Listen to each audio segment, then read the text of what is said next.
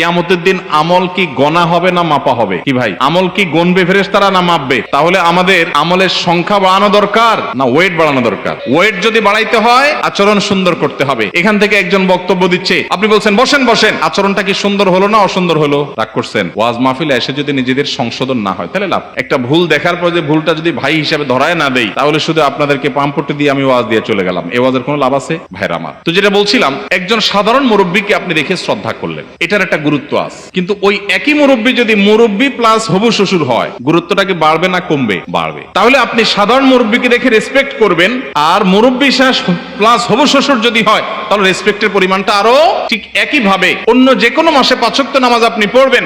রজব মাস সম্মানিত মাস আসছে, সেজন্য আপনি ওই 5 ওয়াক্ত নামাজের গুরুত্ব আরো বাড়িয়ে দিবেন। আমি কি বোঝাতে পেরেছি আপনাদেরকে? আপনাদের কাছে কি বিষয়টা পরিষ্কার হয়েছে যে রজব মাসে কি করতে হবে? রুটিন যে কাজগুলো আছে, ভালো কাজগুলো আছে, সেগুলো এই মাসে আরো যত্ন সহকারে করতে হবে। কেন?